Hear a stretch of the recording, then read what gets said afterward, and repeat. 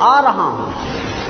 تاجروں میں کمائی کا مہینہ نہیں ہوں، نئے کپڑے سلوانے کا مہینہ نہیں ہوں، میں اس لیے نہیں آ رہا ہوں کہ تم عیدی خریدی کے نام پر پورا مہینہ بازار میں نکال دو، میں صرف تمہیں بھوکا رکھنے کے لیے نہیں آ رہا ہوں، عبادتوں میں دکھاوا کرو اس لیے نہیں آ رہا ہوں، زکوٰۃ اور فطرے کے نام پر نام و نمود بٹورو اس لیے نہیں آ رہا ہوں، افطار پارٹی کے نام پر فضول خرچی کرو اس لیے نہیں آ رہا ہوں، عبادتوں میں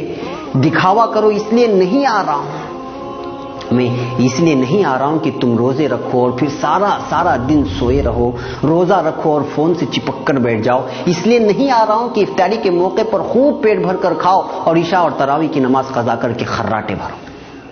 میں تو آتا ہوں اپنے رب کی رحمتوں، برکتوں اور مغفرتوں کی سوغات لے کر، مگر تم اس کو حاصل کرنے کے بجائے تجارت کے حساب و کتاب میں لگ جاتے ہو، روزہ رکھ کر یوں سمجھتے ہو کہ میں نے تیر مار لیا، ارے میں تو سال بھر کے تمہارے گناہوں کو دھونے کے لیے اللہ کی طرف سے مغفرت کا پروانہ بن کر آتا ہوں، مگر تم روزہ رکھ کر بھی گناہوں سے باز نہیں آتے۔ نوجوانوں، ناجائز عشق رمضان سے پہلے بھی ناجائز اور اب بھی، مگر تم تو رمضان میں کچھ کام نہ ہونے کا بہانہ بنا کر سارا دن موبائل پر عشق بازی کرتے رہ جاتے ہو، پھر روزہ رکھ کر یہ گناہ کیسا؟ غلط ویڈیوز اور موسیقی سننا ہر وقت حرام، مگر یہاں تو روزے کی حالت میں یا تو سو کر یا پھر موبائل میں گزارا ہوتا ہے، میں اس لیے تو نہیں آیا، میں رحمان کی رحمت بن کر، غفار کی مغفرت بن کر آیا تھا، مگر تم نے تو میری رتی برابر میزبانی نہیں کرتے، اور جو کرتے ہیں میں قربان جاؤں ان پر، میرا یہ ایک دن نہیں گزرتا ہے اور وہ افسوس کرتے رہ جاتے ہیں کہ ایک دن گزر گیا، اور پھر رات دن قرآن کی تلاوت سے، تسبیح اور نمازوں سے، دعاؤں اور التجاؤں سے اپنے رب کو منانے کی کوشش کرتے ہیں، ہر پل وہ اپنے خالق سے اپنے گناہوں کی شکایت کرتے ہیں اور رحمتیں لوٹتے ہیں، برکتیں حاصل کرتے ہیں، مغفرت کے پروانے اپنے نام کر لیتے ہیں، میں آتا بھی اسی لیے ہوں، تم بھول مت جانا، میں جب تمہارے آنگن میں قدم رکھوں گا تو میرا ہر لمحہ ہزاروں لمحوں سے بہتر ہے، کیونکہ میں ایسا مہینہ جس میں ہر لمحہ اللہ کی رحمت برستی ہے،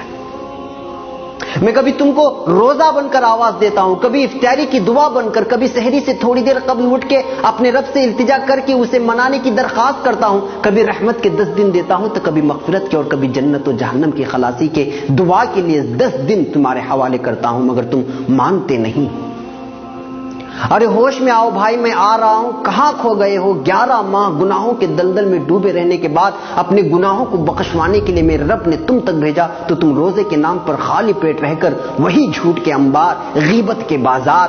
بات پر تکرار، عید خرید کے نام پر بیوی سے انبن، پڑوسی سے تعلقی۔ ارے ہوش میں آؤ، اگر میں چلا گیا تو موقع ہاتھ سے چلا جائے گا اور لوٹنے کے لیے 11 مہینے لگ جائیں گے، اور زندگی کا کوئی بھروسہ بھی نہیں کہ اگلے رمضان تک تمہاری سانس چلے کہ نہ چلے۔